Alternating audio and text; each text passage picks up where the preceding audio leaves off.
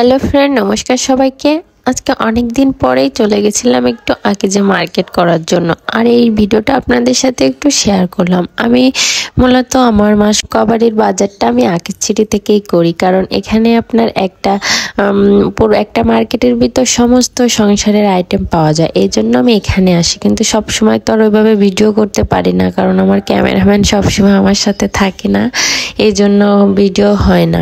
তাই আমি আজকে আমার ক্যামেরাম্যান যেহেতু সাথে ছিল, এই জন্য আমি তাকে নিয়ে চলে গেছিলাম, আর আমার মাকে নিয়ে চলে গেছিলাম আকিজছিটিতে একটু মার্কেট করার জন্য। বেশি কিছু না, ওই সংসারের একটু দরকারি কিছু জিনিস সেইগুলো কেনার জন্য। প্রথমে এখান থেকে আমি একটা লাইজল নিয়েছিলাম। আমার লাইজল দিয়ে ঘর মুছলে অনেক বেশি ভালো লাগে, ওর একটা ফ্লেভার ঘরের ভিতর সুন্দরভাবে ছড়ায়। আর তাছাড়া বাচ্চা কাচ্চা সবসময় ফ্লোরে পরে থাকে, তো এই জন্য ফ্লোরটা একটু জীবাণুমুক্ত রাখতে হয়। এই জন্য আমি লাইজলটা সবসময় ইউজ করি, প্রতিদিনই ইউজ করা পরে লাইজল। তারপরে যাই হোক, মাসকবাড়ির বাজার আমি টুকটাক করে কিনছিলাম, ঘুরছিলাম। আর আগে যে কিন্তু মার্কেটের এই যে ভাইয়ারা থাকে না, এদের ব্যবহার আবার সত্যি অনেক বেশি ভালো লাগে। মানে প্রত্যেকটা এসে এসে বলবে এক এক মিনিট পর, আপু আপনার কিছু লাগবে, আপু কোনো সমস্যা, আপু কোনটা দেবো আমাকে বলেন, আপনি শুধু মুখ দিয়ে বলেন আমি দেব। মানে এদের ব্যবহারগুলো না আমার সত্যি অনেক বেশি ভালো লাগে। আর এরা সত্যি খুব ফ্রেন্ডলি এবং আন্তরিকতার সাথে কথা বলে এবং মেশে। এই জন্য আমি মানুষের ব্যবহার দেখে আমি এখানে ছুটে যাই। আর আমার বাচ্চা যে এত দুষ্টুমি করে এর ভিতর, এরা কখনো বিরক্ত বোধ হয় না। ও যে কত জিনিস ছড়ে নিচে ফেলে দেয়, ওরা বলে আপু সমস্যা নেই, বাবু ওরকম করুক, কোনো সমস্যা নেই, আপনি আপনার মতো কাজ করেন, আমরা গুছিয়ে দেব। আর আমার বাচ্চা যে এটা ফেলে সেটা টানে, তারপর ওরা কখনো বিরক্ত হয় না বা কোনো রকম একটা বাজে কথাও বলে না। ওরা বাচ্চা নিয়ে আরও অনেকে খেলাধুলো করা শুরু করে দেয়। অনেক সময় বলে আপু আপনি ভিতর থেকে কিনে আনেন, আমি বাবুদের সাথে একটু খেলছি।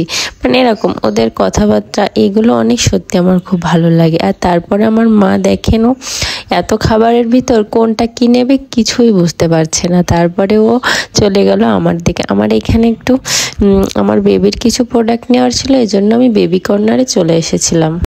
আর এটা তো আমি আগেও অনেকবার বলেছি যে আমার মেয়ে ফিডার ইউজ করে, এজন্য আমি ওর জন্য আরেকটা ফিডার আনতে গেছিলাম। আমি আগেরবার একটা ভালো ফিডার নিয়েছিলাম কাচের, সেটা আমি হাত থেকে ফেলে ভেঙে ফেলেছি। এই জন্য আমি একটা খুঁজছিলাম যে প্রোটেক্ট দেয়া ফিডার, মানে ফিডারের এরকম একটা ব্যাক পার্ট থাকে রাবারের, সেরকম ব্যাক পার্ট দিয়ে এরকম একটা ফিডার আমি খুঁজতে তারপরে অবশেষে পেয়ে যাই। আমি প্রথমে খুঁজেই পাচ্ছিলাম না কোথায়, তারপরে আমাকে একটা ভাইয়া এসে বলল যে আপু ওই যে উপরে আছে।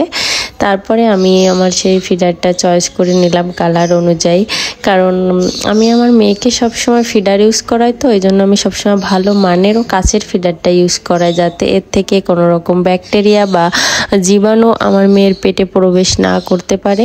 এজন্য আমি তার বাচ্চার ফিডারের বিষয়ে অনেক বেশি সচেতন। আমি তাকে প্লাস্টিকের ফিডার ইউজ করাই না।